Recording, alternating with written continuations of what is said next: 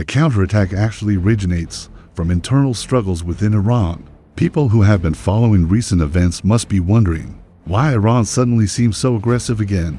First, it struck U.S. military bases, and then it attacked an American aircraft carrier, almost as if it is ready to confront the United States to the very end. But unlike what many people imagine, and unlike Iran's external propaganda, the real intention behind these actions may not actually be retaliation against the United States. Instead, they are likely actions taken by Iran's Islamic Revolutionary Guard Corps to protect its own interests and to prevent Iranian officials from negotiating with the Americans.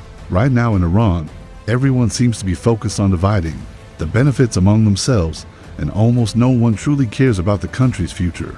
It's similar to a situation where the chairman of a company suddenly dies, and the professional manager hired by the company takes advantage of the power vacuum to sell off the company's assets cheaply to Americans and turn himself into a perfect puppet. So the current situation in Iran is this: Iranian officials are trying hard to please the United States and want to actively negotiate with Trump, even if it means sacrificing national interests in exchange for stability. Meanwhile, the Islamic Revolutionary Guard Corps and the religious establishment inside Iran are trying to stir conflicts everywhere. By creating hostility toward Iran, they aim to stop the negotiation process between Iranian officials and the United States. This would buy them enough time to push forward a new supreme leader. Because of this internal power struggle, the officials, the military, and the clerical establishment are all racing against time to compete for Iran's highest authority. Therefore, Iran's external retaliation and even its threats to block the Strait of Hormuz are unlikely to last very long. Once the internal power struggle ends and Iran selects a new supreme leader, whether the clerical establishment continues to rule, the Revolutionary Guard takes power, or the Iranian president gains real authority with outside support, Iran will quickly become more rational and restrained once internal conflicts settle. To put it simply, the reason Iran's military dares to bomb an American aircraft carrier now is because the military and the clerical leadership currently do not have a clear leader. As long as the United States cannot identify a single leader for a targeted decapitation strike, Iranian leaders do not fear American threats as much. But once the military and the clerical establishment produce a new leader, the nature of the situation will change completely. For the sake of his own security and to avoid becoming the target of a U.S. decapitation strike, the new leader will likely try to pause military attacks and send signals to the United States that negotiations are possible. At the same time, in order to increase revenue for the new government, he will likely reopen the Strait of Hormuz quickly. After all, any new regime in Iran would prefer long-term stability rather than inheriting a country trapped under the shadow of war. That is why it can be predicted that Iran's current retaliation will not last very long. As for the United States, the 2026 midterm elections are approaching. Considering that artificial intelligence has become an important political and economic force, Trump would hardly dare to drag the war on for months until it becomes uncontrollable. The United States prefers low-cost strategic pressure such as targeted strikes and information warfare to gain maximum benefits with minimal investment. If the conflict escalated into a full-scale war, it would expose America's current financial difficulties and could seriously affect Trump's global AI strategy when the midterm elections arrive. Not only ordinary Americans, but even U.S. companies might turn against him. In fact, while Trump maintains a tough image by making strong statements publicly, the U.S. Secretary of Defense already revealed on March 2nd that military operations against Iran would not last as long as the war in Iraq.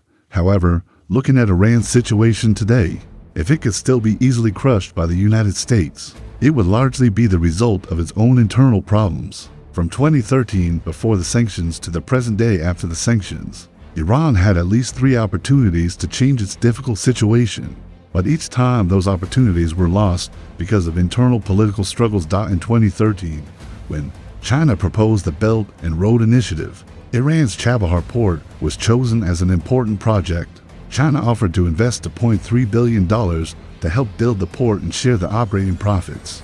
However, Iranian officials deliberately delayed the project, changing the plan 6 times over 5 years, and eventually the project was handed over to India and Japan, which were trying to counter China's economic corridor. In addition to the port project, In 2016, Chinese companies and the Iranian government signed a $120 billion infrastructure contract.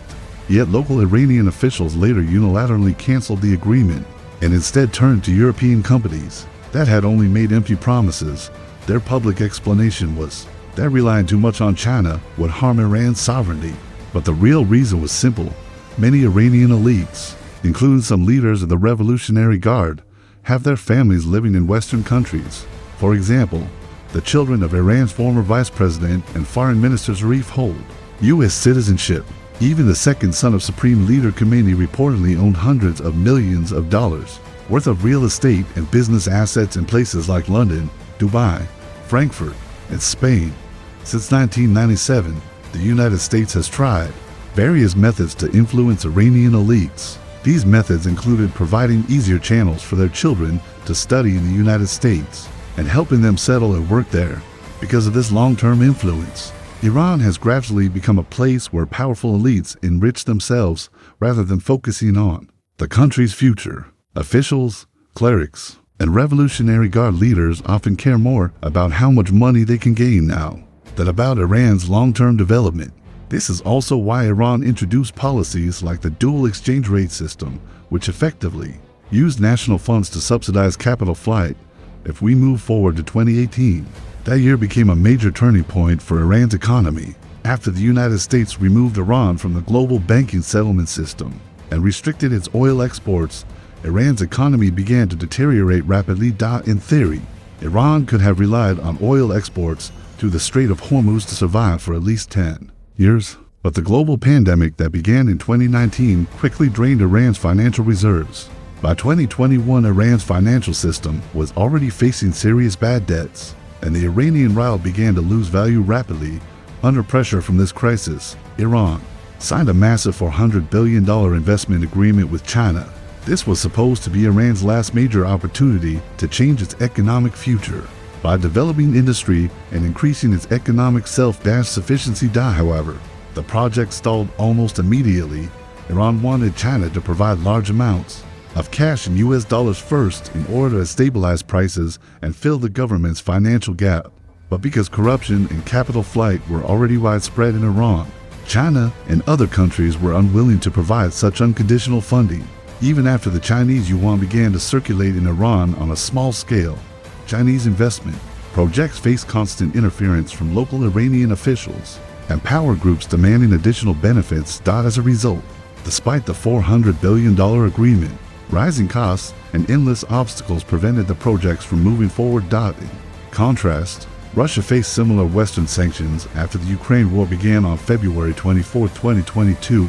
Russia was also removed from parts of the global financial system that faced restrictions on oil exports and foreign investment, but Russia responded by abandoning reliance on the US dollar and expanding settlement in Chinese yuan. It also built new oil and gas pipelines to China and transferred factories abandoned by Western companies to Chinese firms at low cost. These measures helped Russia quickly revive its industrial base and stabilize employment. Within about a year, the value of the ruble returned close to its pre-war level, preventing economic collapse and internal instability. Finally, looking at Iran's current situation, if Iran's future leaders continue the same path as before, seeking survival through compromise without strengthening the country's internal systems, then the current crisis may only be the beginning of further problems. Today, Trump may launch strikes against Iran for oil or political support before elections, but future U.S. presidents could easily do the same again, because if a country lacks strong diplomacy and internal unity, it can easily become a target for pressure and humiliation by stronger powers.